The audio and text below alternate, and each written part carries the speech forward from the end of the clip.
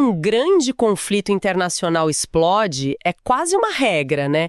Em algum momento o Vaticano vai se posicionar, vai apelar pela paz, talvez até oferecer mediação. É batata, a gente já espera por isso. Exato. E a gente ouve isso, mas fica uma pulga atrás da orelha. Por que na prática essa voz parece ter, assim, tão pouco peso? Especialmente quando a gente fala de superpotências como os Estados Unidos. O que explica essa aparente irrelevância? Essa é a grande questão.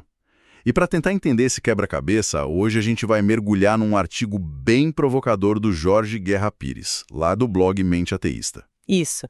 E é importante dizer, o foco dele não é debater fé ou religião. A análise é quase uma autópsia da mecânica do poder. Perfeito. Ele quer entender a estrutura por trás da coisa. Exatamente. Nossa missão aqui hoje é desempacotar os argumentos dele. Queremos entender a lógica por trás dessa dinâmica, a história das relações internacionais e porque uma autoridade moral, por mais respeitada que seja, parece que esbarra numa parede quando o assunto é geopolítica pesada. E o ponto central do autor que amarra toda a análise é uma ideia de um choque fundamental. Um choque entre como a igreja construiu o poder dela ao longo da história e o papel que ela quer desempenhar hoje. Como assim? Ela quer ser uma mediadora universal no mundo que já não fala a mesma língua, nem em termos de fé, nem de poder. E, segundo ele, uma coisa simplesmente não bate com a outra. Ok, vamos começar a desembrulhar isso porque o começo já é forte. O artigo abre com o que o autor chama de paradoxo da autoridade papal. Isso. Pelo que eu entendi, a ideia é que a autoridade do Papa vem da fé católica. Para funcionar como um juiz, como um mediador, em tese todos os lados de uma briga precisariam respeitar essa mesma autoridade, certo? Exato. A autoridade dele não é política ou militar, ele é teológica. E aí já mora o problema. Num conflito entre, sei lá, os Estados Unidos e outro país, ou entre a Rússia e a Ucrânia, você não tem essa base comum. É como um juiz de futebol tentando apitar um jogo de basquete. Exatamente. A analogia é perfeita. As regras são diferentes, a autoridade dele não é reconhecida da mesma forma por todos que estão em campo. E o texto vai além, né? Ele argumenta que, olhando para a história, toda vez que a igreja tentou forçar essa base comum, essa universalidade, o tiro saiu pela culatra. Ele cita as cruzadas, a Inquisição. Pois é. A tentativa de criar um mundo unificado sobre uma só fé acabou gerando mais guerra, não passe. E essa é a armadilha histórica que o Pires aponta. É uma contradição estrutural. Para a autoridade do Papa ser eficaz como mediadora de paz, ela precisaria de um mundo religiosamente homogêneo. Certo. Mas a busca por essa homogeneidade no passado foi feita com violência. E a violência destrói justamente a credibilidade moral que você precisa para ser um agente da paz. Fica um nó cego, sabe? Então, peraí. O artigo está dizendo que a igreja está presa numa armadilha que ela mesma criou. Para ter autoridade de mediar a paz, ela precisaria de uma união que, historicamente, ela tentou alcançar por meios que hoje minam completamente essa mesma autoridade. É esse o paradoxo? Exatamente esse o beco sem saída que o autor descreve. Ele até traça um paralelo com a ONU para deixar isso mais claro. A ONU, com todos seus defeitos, sua frequente impotência... Que não são poucos. Não são. Mas pelo menos ela nasceu de um acordo secular. É um contrato entre nações, não uma imposição de fé. A legitimidade dela é política. Segundo Pires, a ONU falha por falta de poder, o papado falha porque sua própria história entra em conflito com sua missão atual. Ok, isso explica o problema em tese. Mas para entender por que a influência do Papa parece esbarrar numa parede de tijolos, especificamente com os Estados Unidos, o autor nos leva para a própria fundação do país, certo? Isso. E a tese dele aqui é bem forte. Parece mesmo. É fortíssima. A análise dele sugere que a República Americana foi projetada, desde o início, com um sistema de defesa embutido contra esse tipo de poder. Ele descreve a primeira emenda da Constituição. A que garante a liberdade religiosa e a separação entre igreja e Estado. Essa mesma. Ele descreve a emenda não como um detalhe, mas como um dispositivo de contenção histórica. Dispositivo de contenção histórica. É uma expressão poderosa. O que ele quer dizer com isso? Que o alvo era especificamente o Papa. O alvo era qualquer autoridade religiosa externa que reivindicasse poder sobre os cidadãos americanos. Mas no contexto da época, o maior exemplo de uma autoridade assim, centralizada, não eleita e com pretensões universais, era o papado em Roma. Entendi. A mensagem implícita dos fundadores era clara. Quem manda aqui são as leis que nós criamos, não um líder religioso do outro lado do oceano. E essa desconfiança não ficou só no papel. O artigo mostra como isso virou quase uma paranoia ao longo da história americana, especialmente com a chegada dos imigrantes católicos, Sim. irlandeses e italianos. Isso. Lembro de ler sobre a acusação da lealdade dupla. Exatamente. A grande questão que se colocava no século XIX era: um bom católico é leal primeiro a quem? Ao Papa ou à Constituição americana? Essa dúvida alimentou um sentimento anticatólico muito forte por décadas. A ideia de que havia uma quinta coluna leal a Roma infiltrada no país. Mas isso não é um pouco de exagero por parte do autor? Essa desconfiança toda era realmente sobre o Papa ou era mais uma forma de preconceito contra imigrantes pobres que eram vistos como diferentes? É uma ótima pergunta. O autor não nega o preconceito social e étnico, de forma alguma.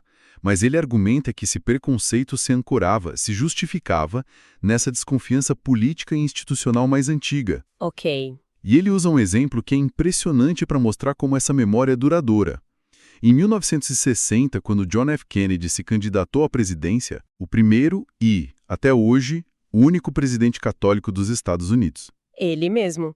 Durante a campanha, o JF foi praticamente forçado a ir a público e fazer um discurso para uma plateia de pastores protestantes jurando que o Vaticano não teria a menor influência sobre as decisões dele como presidente. Nossa! Pense no peso disso.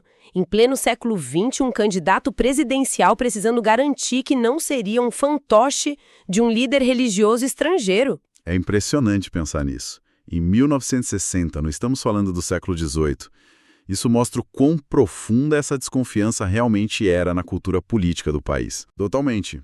Então, se o cenário é esse, se a influência é tão limitada nesse contexto, a pergunta que fica é: por que o Vaticano insiste? Por que continuar se posicionando em conflitos onde sua voz parece não ecoar? É ingenuidade. A análise do Pires diz que é o contrário de ingenuidade. É uma necessidade institucional. Ele chama isso de projeção de poder simbólico. Projeção de poder simbólico. O papado, para os seus mais de 1 bilhão de fiéis, não pode se dar ao luxo de ficar em silêncio. Ele precisa o tempo todo mostrar para o mundo que tem essa autoridade moral global. Falar, opinar, apelar pela paz é uma performance necessária para manter a relevância dele. Então é uma questão de manter a imagem, de se afirmar como uma voz global, mesmo que na prática essa voz não mude o curso dos acontecimentos? Exato. Segundo o autor, a universalidade é o último grande capital político que resta ao papado moderno. E ele precisa exercê-la simbolicamente para que ela não desapareça. O problema é que essa projeção de poder pode, em certos contextos, ter o efeito exatamente oposto ao desejado. E aqui é onde a coisa fica realmente interessante. O artigo traz um conceito da psicologia social para explicar isso, o tal do efeito backfire. Ou efeito ricochete. Isso. O que é isso exatamente? É um fenômeno bem contraintuitivo. A ideia é que quando você tenta convencer alguém que já tem uma crença muito forte do contrário, a sua tentativa de persuasão pode acabar, na verdade, reforçando a crença original da pessoa. Como assim? É como tentar convencer alguém que tem pavor de agulhas a tomar uma vacina falando sem parar sobre o tamanho da agulha. Em vez de acalmar, você só ativa e reforça o medo. Sua ajuda acaba atrapalhando. Nossa. E como isso se aplica à geopolítica e à relação do Papa com os Estados Unidos? O autor aplica isso diretamente. Imagine um líder americano cuja base política é fortemente evangélica. Um grupo que historicamente tem uma rivalidade e desconfiança profundas em relação ao catolicismo. Certo. Quando o Papa faz um apelo pela paz ou pela contenção, Essa base não interpreta isso como um gesto humanitário. Eles podem ver como uma intromissão de um poder estrangeiro e rival. Então, em vez de o apelo do Papa gerar moderação, ele pode virar um gatilho. Ativa aquela memória histórica de rivalidade e a reação do líder pode ser a de endurecer a posição. Exato. Justamente para mostrar para sua base que ele não se curva a essa autoridade externa. É isso. Precisamente, o cálculo político se inverte. Se o Papa, nosso rival simbólico, está pedindo X, então fazer o oposto de X é um sinal de força e independência para os nossos eleitores. O apelo pela paz, paradoxalmente, se transforma num combustível para o conflito. Uau! Então o paradoxo é ainda mais cruel do que o artigo sugere no início. Não é só que a autoridade do Papa não funciona nesses casos. Ela pode ativamente piorar a situação. Pode jogar gasolina no fogo sem querer. Exato. O efeito backfire, na visão do autor, não é um acidente. É um resultado estrutural e previsível quando uma autoridade simbólica tenta agir fora do seu campo de validade, especialmente onde existe uma rejeição histórica. Ok, entendi. Mas a primeira coisa que eu pensei lendo isso foi: espera aí, e os casos que deram certo? Eu me lembro de ter ouvido falar da mediação do Vaticano na disputa entre a Argentina e o Chile, nos anos 70. O autor chega a abordar essas exceções? Sim, ele antecipa essa objeção. E a resposta dele é a chave do argumento. Ele diz que esses sucessos não foram aleatórios e não contradizem a tese. Pelo contrário. Eles a confirmam. Eles a confirmam. Porque eles só aconteceram em contextos muito, muito específicos. Que tipo de contextos? No caso de Argentina e Chile, por exemplo, você tinha duas ditaduras militares governando países com uma população esmagadoramente católica. A autoridade do Papa ali era reconhecida e compartilhada por todos. Fazia parte do sistema. Isso. Em outros casos de sucesso, como em Moçambique, a igreja já era um ator político local, com uma longa história de trabalho social, e era vista como uma parte legítima da conversa por todos os lados. Não era uma voz externa. Ah, entendi. Então a mediação só funciona onde a base para a autoridade já existe. O que o texto parece dizer é que o Vaticano não consegue criar a vontade de paz do nada. Essa é a distinção crucial que o texto faz. Mediação eficaz não é a mesma coisa que autoridade causal, certo? Nesses casos de sucesso, o Vaticano não chegou e convenceu os generais a pararem uma guerra. Ele funcionou como um canal, uma saída honrosa, quando as partes já estavam exaustas do conflito e procurando ativamente uma solução. Faz sentido. A igreja não criou a paz, ela a formalizou. Ofereceu o palco e o roteiro para um acordo que já estava maduro para acontecer. Exato. E o autor encerra essa parte com uma frase que é, assim, um soco no estômago de tão direta. Ele diz algo como: quando a igreja consegue intervir, é porque já não precisava convencer ninguém.